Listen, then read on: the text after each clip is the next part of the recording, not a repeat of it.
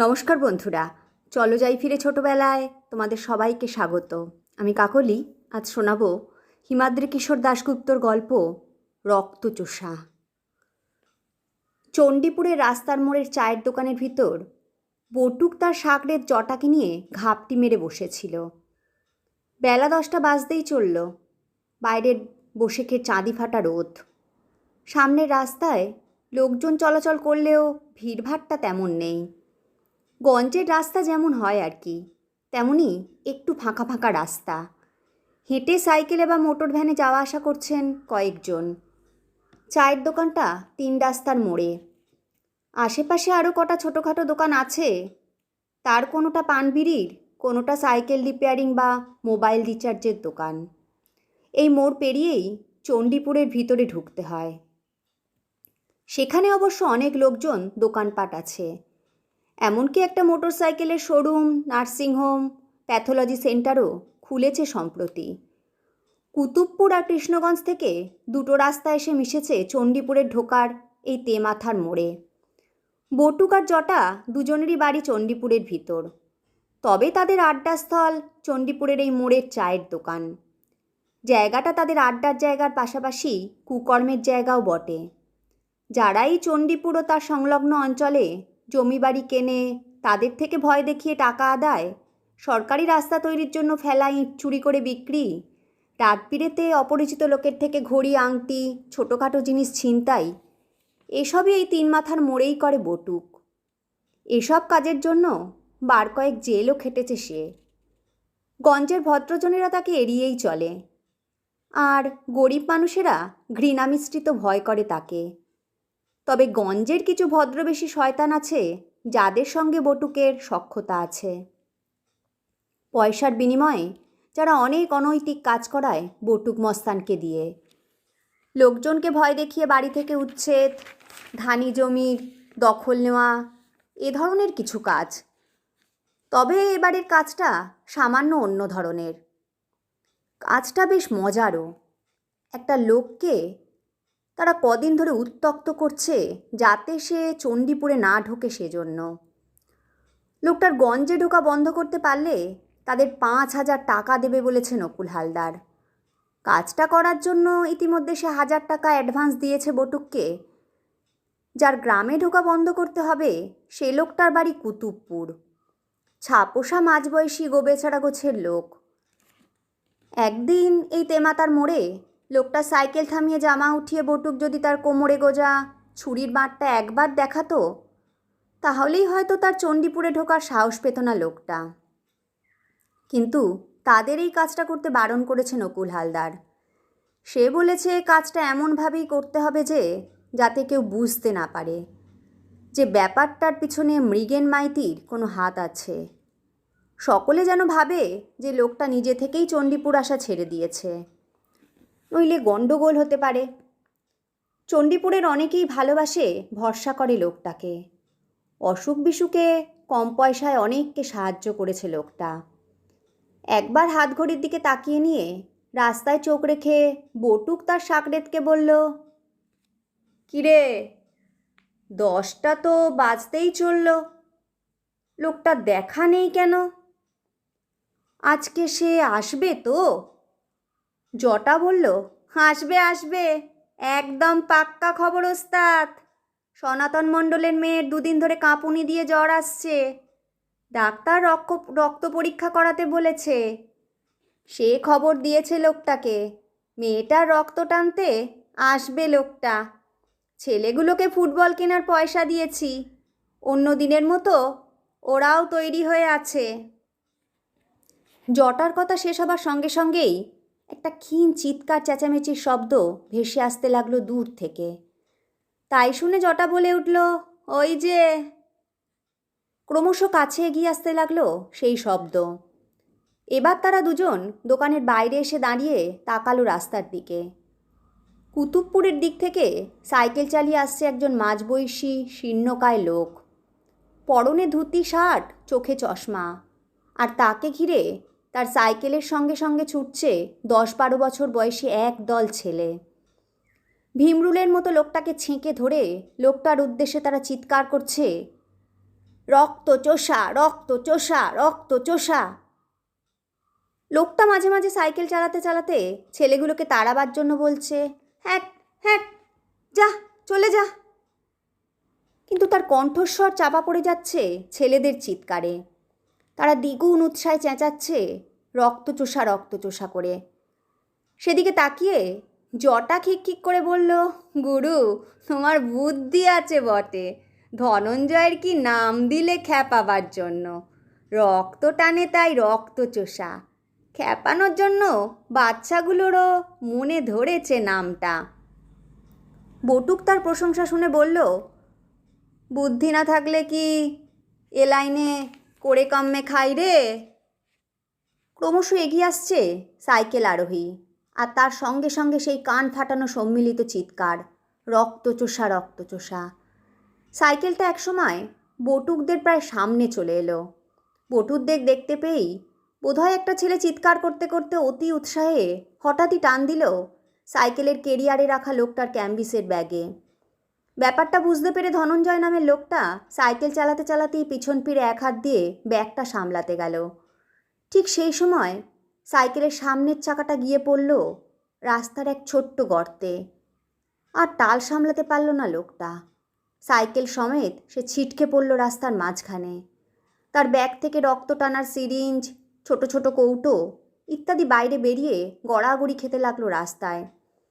বটুক আর জটা সঙ্গে সঙ্গে এগিয়ে এলো সেদিকে। ছেলেগুলোর উদ্দেশ্যে জটা ধমকের সুরে বলল, যা যা যা, পালা এখান থেকে। আবার তোরা আজও লোকটার পিছনে লেগেছিস। এবার তোদের খুব মার দেব, বারণ করছি, কিন্তু তোরা শুনছিস না। সবটাই সাজানো ঘটনা। বটুক গিয়ে দাঁড়ালো লোকটার সামনে। তার সাইকেলটা মাটি থেকে তুলে দাঁড় করালো। লোকটাও উঠে দাঁড়ালো। শীর্ণকায় লোকটা কাঁপছে, চোখ মুখ লাল হয়ে গেছে। বটুক ভালো মানুষের মতো লোকটাকে বলল, দাদা, আপনার লাগেনি তো? খুব বদমাশ হয়ে গেছে ছেলেগুলো। ধনঞ্জয় বলে লোকটা অস্পষ্টভাবে বলল, না, আমার লাগেনি, কিন্তু আমার চশমাটা। কিছুটা তফাতেই পড়ে আছে লোকটার চশমা। তার একটা ডাঁটি ভেঙে গেছে। জটা তাড়াতাড়ি তার ভাঙা চশমার ডাঁটিটা কুড়িয়ে তার হাতে দিল। চশমা হাতে লোকটা মৃদু আর্তনাদের স্বরে বলল, যা, ভেঙে গেল। চশমা ছাড়া তো আমি ভালো করে দেখতেই পাই না। এরপর কয়েক মুহূর্ত জোরে জোরে শ্বাস নিল লোকটা। একটু ধাতস্থ হয়ে চশমাটা চোখে ধরে নিচু হয়ে বসে কুড়োতে শুরু করলো ব্যাগ থেকে ছিটকে পড়া সিরিঞ্জ ইত্যাদি তার কাজের জিনিসগুলো। সে কাজ করতে করতে ধনঞ্জয় নামের লোকটা তাদের উদ্দেশ্যে বেশ অসহায়ভাবে বলল, ছেলেগুলো হঠাৎ আমার পিছনে এমনভাবে লাগলো কেন, কিছুই বুঝতে পারছি না। আমি তো কখনো ওদের কিচ্ছু বলিনি, কারোর কোনো ক্ষতিও করিনি। বটুক জটার দিকে তাকিয়ে চোখ মোটকে লোকটার উদ্দেশ্যে বলল, আজকালকার ছেলেগুলো বড্ড পাজি হয়েছে, কাউকে সম্মান দিতে জানেই না। তা আপনি কোথা থেকে আসছেন, কোথায় যাচ্ছেন? মাথা নিচু করে বসে নিজের জিনিসগুলো আধছেড়া ক্যাম্বিস ব্যাগে ঢোকাতে ঢোকাতে বলল, আমার বাড়ি কুতুবপুর। এই চণ্ডীপুর আর আশেপাশের গ্রামে ঘুরে ঘুরে রক্ত নিই, অর্থাৎ রক্ত পরীক্ষার জন্য রক্ত নিই। রোগ ধরার জন্য ডাক্তারবাবুরা যে রক্ত পরীক্ষা করতে বলেন সেই রক্ত। কলকাতার ল্যাবরেটরিতে সে রক্ত পাঠাই, সেখানে পরীক্ষা হয়, রিপোর্ট আসে, তা দেখে চিকিৎসা করেন ডাক্তারবাবুরা। সবাই তো আর সদর হাসপাতাল বা কলকাতায় গিয়ে রক্ত পরীক্ষা করাতে পারে না। বাড়ি বাড়ি ঘুরে রক্ত পরীক্ষার কাজটা আমি অল্প পয়সায় করি, তাতে রোগীর সময় ও পয়সা বাঁচে, আর আমারও ভাতের ব্যবস্থা হয়। কথাগুলো বলে উঠে দাঁড়ালো লোকটা। বটুক বলল, তা এখন কার বাড়ি যাচ্ছেন? ধনঞ্জয় নামের লোকটা বলল, এই চণ্ডীপুরেই, মৃগেন মাইতির বাড়ি, ওর মেয়ের ব্লাড টানতে। ওরা খবর পাঠিয়েছে আমাকে। জটা আন্তরিকভাবে বলল, আজ যখন যাত্রায় বাঁধা পড়ল তখন বাড়ি ফিরে যান। হয়তো পড়ে গিয়ে চোট লেগে থাকতে পারে, বাড়ি ফিরে বিশ্রাম নিন। লোকটা সঙ্গে সঙ্গে বলল, তা কি হয়? শুনলাম ভারী অসুস্থ মেয়েটা। যত তাড়াতাড়ি তার রক্ত পরীক্ষা করানো যাবে তত তাড়াতাড়ি তার চিকিৎসার ব্যবস্থা হবে। তাছাড়া এ কাজ করেই আমার সংসার চলে। আমার বাড়িতে অনেকগুলো পেট। তার কথা শুনে বটুক বলল, বাড়ি বাড়ি এই রোদে ঘুরে রক্ত টানা তো খুব কঠিন কাজ। ওই যে চণ্ডীপুর রথতলায় নতুন নার্সিংহোমটা হয়েছে, ওরাও তো প্যাথোলজি সেন্টার খুলেছে। আপনি ওখানে গিয়ে কাজের জন্য যোগাযোগ করতে পারেন তো? তাহলে আর এভাবে ঘুরে বেড়াতে হয় না। তার দিকে কয়েক মুহূর্ত তাকিয়ে রইল লোকটা, তারপর বলল, হয়তো তা পারি, তবে আমি অনেক কম পয়সাতে রক্ত টানার কাজ করি। তাতে গঞ্জের গরিব মানুষদের উপকার হয়। ওই নার্সিংহোমে কাজ নিলে আমার খাটনি বাঁচবে, বেশি পয়সাও পাবো, কিন্তু গরিব মানুষদের ক্ষতি হবে। এ ব্যাপারটা আমি সব সময় মাথায় রাখি। ধন্যবাদ ভাই, বলে সাইকেল চালাতে শুরু করলো। বটুক দূরে সরে যাওয়া লোকটার দিকে তাকিয়ে জটাকে বলল, লোকটা এত সহজে মানবে বলে মনে হয় না, তবে ওকে খেপাবার কাজটা আরও কদিন চালিয়ে যেতে হবে। প্যাথোলজি সেন্টারে নিজের ঘরে বিরাট টেবিলটার সামনে বসে টেবিলে একটা পেপার ওয়েট নাড়ছিলেন নকুলবাবু। মাঝবয়সী লোক তিনি, মোটা সোটা থলথলে চেহারা, গায়ের রং ঘোর কৃষ্ণবর্ণ। সাদা রঙের শার্ট প্যান্টে আরও কালো দেখায় তার গাত্রবর্ণ। কাঁচের পেপার ওয়েটটা ঘোরাবার সময় জানলা দিয়ে আসা সূর্যালোকে মাঝে মাঝে ঝিলিক দিয়ে উঠছে তার আঙুলের সোনার আংটিগুলো। অনেক পয়সা নকুল হালদারের। টাকা ধার দেওয়া অর্থাৎ সুদের কারবার আছে। চণ্ডীপুরে 3টে বাড়ি, 2টো রাইস মিল, 40 বিঘা ধানি জমি, একটা বড় মোটর গাড়ি, স্ত্রীর গা ভর্তি গহনা, স্বনামে বেনামে আরও বেশ কিছু সম্পত্তি আছে তার। একটু গম্ভীর মুখেই টেবিলে রাখা কাঁচের পেপার ওয়েটটা ঘোরাচ্ছিলেন তিনি। বাড়ির পাশেই একটা নার্সিংহোম কাম প্যাথোলজি সেন্টার খুলেছেন নকুল হালদার। নার্সিংহোমে 2-1টা রোগী হলেও প্যাথোলজি সেন্টারটা প্রায় ডুবতেই বসেছে। অথচ সেটার উপরই তিনি বেশি ভরসা করেছিলেন। চণ্ডীপুর আর তার আশেপাশের অধিকাংশ গরিব মানুষের বাস। নার্সিংহোমে তেমন রোগী না হলেও প্যাথোলজি সেন্টারটা চলবে বলে আশা ছিল তাঁর। যদিও সেন্টারে ব্লাড, টুল ইত্যাদি পরীক্ষার জন্য কোনো ল্যাবরেটরি নেই। দৈবাত কেউ রক্ত ইত্যাদি পরীক্ষার জন্য এলে কাজটা তাকে লোক পাঠিয়ে করিয়েই আনতে হয়। তবে এই কাজে লাভ অনেক বেশি, হাঙ্গামাও কম। কিন্তু তার এই ব্যবসার বাঁধ সাজছে ধনঞ্জয় মালাকার বলে ওই লোকটা। অনেক কম পয়সাতে সে কাজটা করে। তাই নকুল হালদারের প্যাথোলজি সেন্টারে কোনো লোক প্রায় আসছে না বললেই চলে। ব্যাপারটা নিয়ে বেশ ভাবিত নকুল হালদার। যদিও তিনি তার ব্যবসার পথের কাঁটা সরাবার জন্য লোক লাগিয়েছেন, তবু শেষ পর্যন্ত কি হবে তিনি তা বুঝতে পারছেন না। এমন সময় তার ঘরে ঢুকলো বটুক আর জটা। তাদের দেখে নকুল হালদার বললেন, কি কিছু হলো? এদিকে তো আমার ব্যবসা লাটে ওঠার জোগাড়। 2-1টার বেশি কাস্টমার আসছে না প্যাথোলজি সেন্টারে। বটুক কাঞ্চুলকে বলল, এখনো কিছু হয়নি, তবে মনে হয় হয়ে যাবে। ছেলেদের দল তো এদিকে এলেই রক্তচোষা রক্তশোষা বলে খেপাচ্ছে। আজ সাইকেল থেকে ফেলেও দিয়েছিল লোকটাকে। আমরাই ওকে উঠিয়ে বললাম রোদে বাড়ি বাড়ি না ঘুরে প্যাথোলজি সেন্টারে কাজ নিতে পারেন তো। তবে লোকটা একবজ্ঞা ধরনের, কথাটা তেমন আমল দিল না। নকুলবাবু বললেন, আমি যখন তাকে প্যাথোলজি সেন্টারে কাজ করার প্রস্তাব দিলাম তখন সে আমাকে এক রাশ জ্ঞান দিল। বটুক বলল, আপনি বললেই তো আমি লোকটাকে ধরে কড়কে দিতে পারি। আমার নাম শুনলে অনেকে ভিড়মি খায়, মুখে না চিনলেও বটুক মস্তানের নাম শুনেছে লোকটা। আপনি তো সেই কাজ করতে বাধা দিলেন। নকুলবাবু একটু ভেবে নিয়ে বললেন, মানসিক চাপ সৃষ্টি করে যদি কাজ না হয় তবে শেষে ও পথ তো খোলা আছেই। আসলে আমি কাজটা কৌশলে করাতে চাচ্ছি, যাতে গ্রামের লোক না ভাবে যে আমার নার্সিং হোম প্যাথোলজি সেন্টারের মুনাফার জন্য লোকটার কাজ বন্ধ করা হলো। আপাতত ছেলেদের দিয়ে কাজটা চালিয়ে যাও, দেখা যাক কি হয়। এবার তোমরা এসো, আর দিনের আলোতে তোমরা দেখা করতে আসবে না, লোকেরা সন্দেহ করতে পারে। এই বলে চেয়ার ছেড়ে উঠে দাঁড়ালেন নকুলবাবু। কদিন ধরে এ ঘটনা চলতে থাকার পর লোকটার চোখ মুখ দেখে বটুকরা বুঝতে পারল যে লোকটা ভিতরে ভিতরে মানসিকভাবে ভেঙে পড়েছে।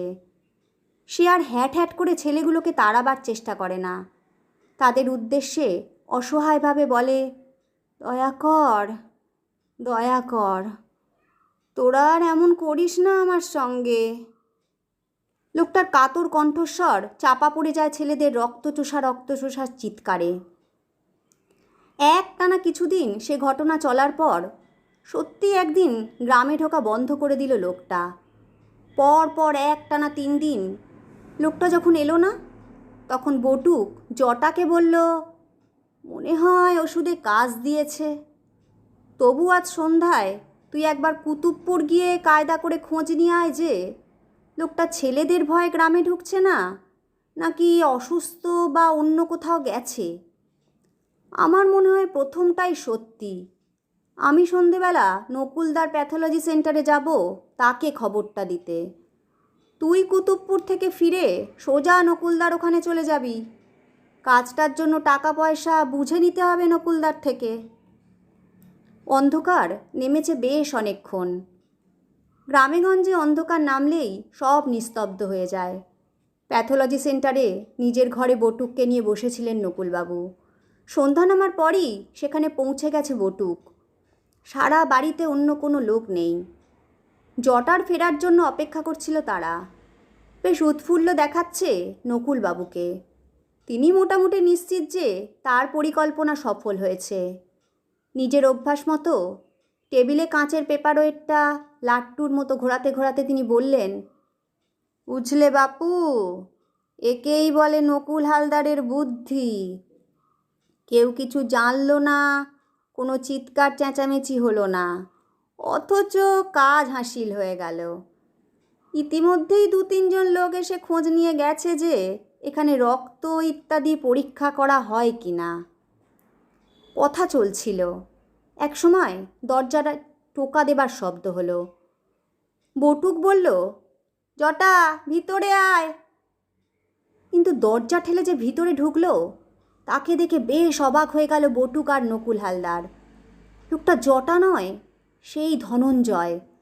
মলিন মুখ ঘরের উজ্জ্বল আলোতে যেন বেশি বিবর্ণ দেখাচ্ছে তাকে। সুতো দিয়ে বাঁধা তার ভাঙা চশমার ডাঁটি। একদিনে তার বয়স যেন আরও বেড়ে গেছে। প্রাথমিক বিস্ময়ের ঘোর কাটিয়ে উঠে নকুলবাবু তার উদ্দেশ্যে বললেন, আরে ধনঞ্জয় বাবু যে, এখানে কি মনে করে? বসুন বসুন।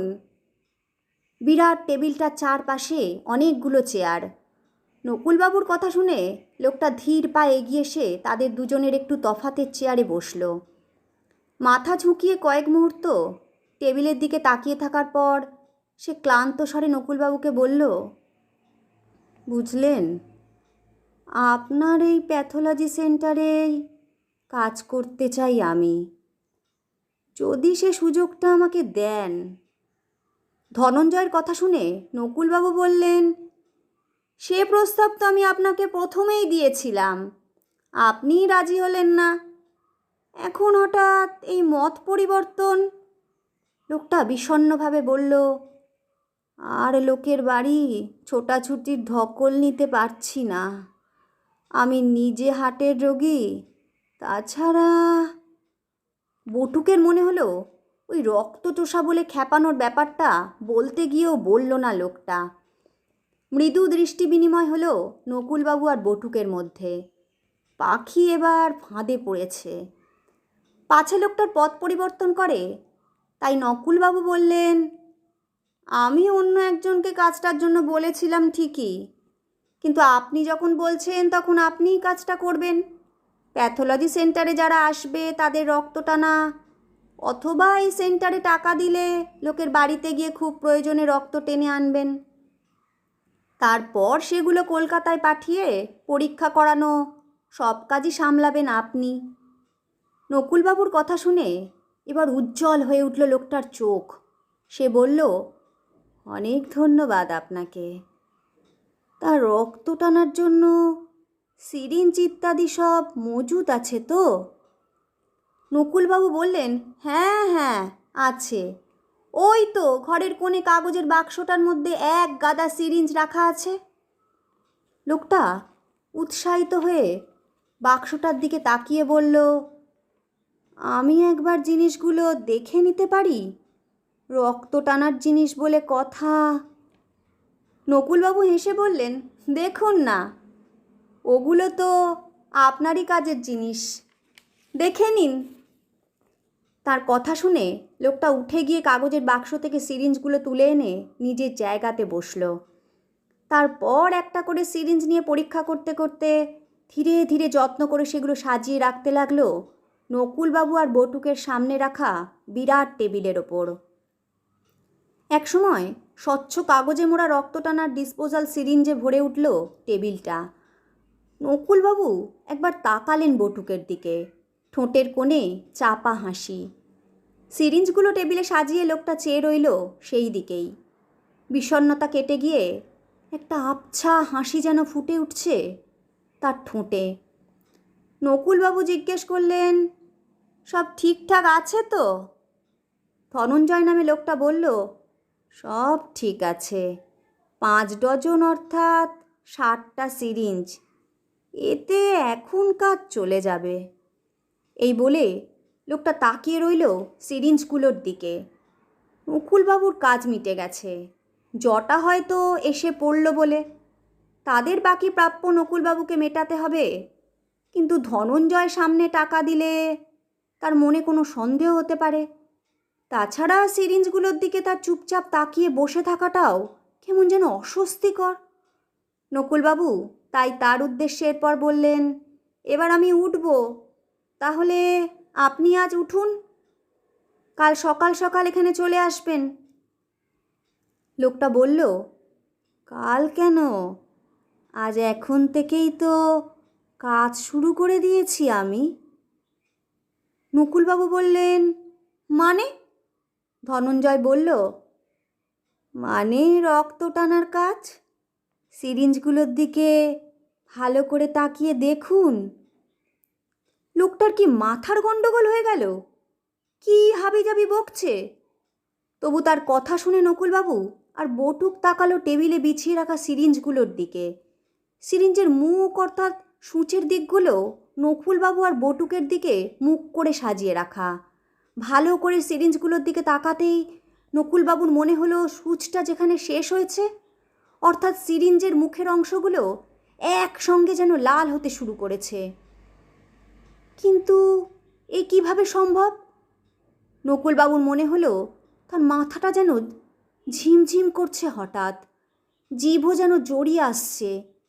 তিনি জড়ানো গলায় বললেন, এটা কি হচ্ছে? ধনঞ্জয় বলে লোকটার ঠোঁটের হাসিটা এবার চওড়া হলো। সিরিঞ্জগুলো যেন আরও দ্রুত রক্তপূর্ণ হতে শুরু করেছে।